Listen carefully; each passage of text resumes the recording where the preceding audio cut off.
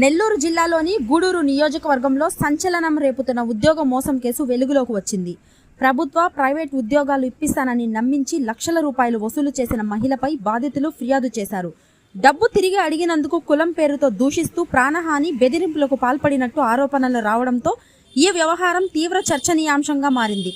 మొత్తం 11 లక్షల మోసం జరిగినట్టు బాధితులు పేర్కొన్నారు. దగ్గర 3 లక్షల రూపాయలు, ఒక దగ్గర 5 లక్షల రూపాయలు బాలాయపల్లి మండలం బాలాయపల్లి గ్రామానికి చెందినటువంటి కాపురస్తులు దేవికా చౌదరి భర్త రమేష్ నాయుడు అని వీళ్ళిద్దరూ కూడా ఉద్యోగాలు ఇప్పిస్తానని చెప్పి ఈ 5 మంది ఎస్సీ కులస్తుల్ని డబ్బులు తీసుకొని వాళ్ళు ఉద్యోగాలు ఇప్పిస్తానని అసలు ఉద్యోగం ఇప్పించినటువంటి దాఖలు లేవు. వీళ్ళు అనేక సార్లు కూడా వాళ్ళ ఇంటికి పోయి వాళ్ళని అడిగితే, మీరు కానీ నన్ను కానీ డబ్బులు అడిగితే మీ మీద తప్పుడు కేసులు పెట్టి మిమ్మల్ని జైలుకి పంపిస్తానని చెప్పి వాళ్ళని ఎస్సీ కులాలకు సంబంధించినటువంటి వారందరినీ కూడా భయభ్రాంతులు చేస్తూ ఉన్నారు.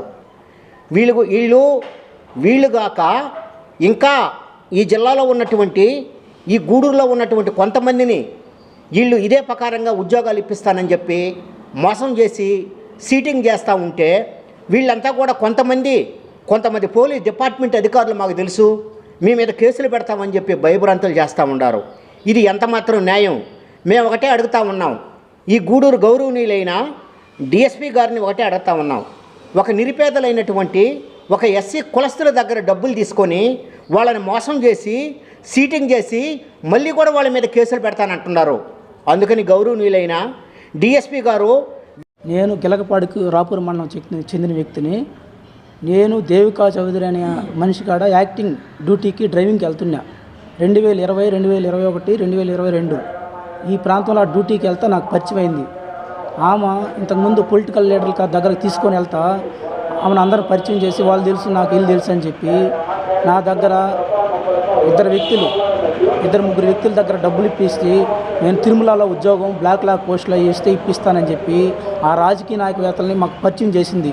ఆమె లోపలికి పోయేది, నేను మాట్లాడాను, మీకు ఉద్యోగం కన్ఫర్మ్ అయిపోయింది అని మా అందరిని బయట పెట్టి ఈ విధంగా మాట్లాడేశాను. ఇంకా జాబ్ కూడా వచ్చేస్తుంది, కావాలంటే ఇక ఫోన్లో మెసేజ్లు చూడండి, ఎక్కడుండో వచ్చారా అని మెసేజ్లు పెడుతున్నారు. మాకు చూపించి రాపూర్ దగ్గర పవన్ కళ్యాణ్ అనే వ్యక్తి ఒక అబ్బాయి మా తమ్ముడు అవుతాడు, అతని దగ్గర ఒక 3 లక్షలు తీసుకునింది.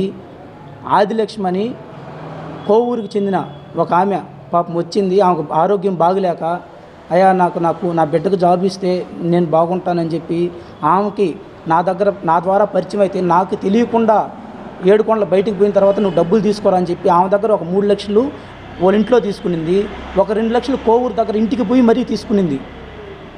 అలాగే మేము నెల్లూరు ఎస్పీ గారికి, మేడం గారికి కంప్లైంట్ ఇచ్చాము.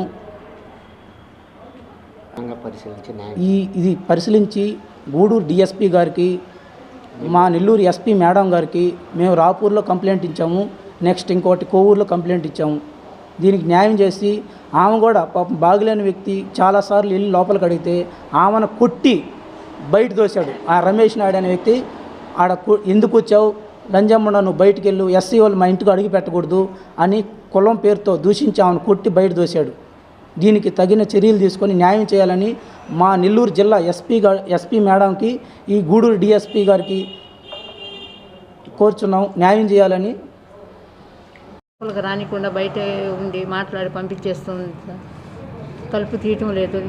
మనం కూడా వెళ్ళాము, తలుపు తీయటం లేదు, ఈ ఊర్లో లేదు, ఫారిన్లో ఉంటుంది అని చెప్పి భర్త చెప్తున్నాడు.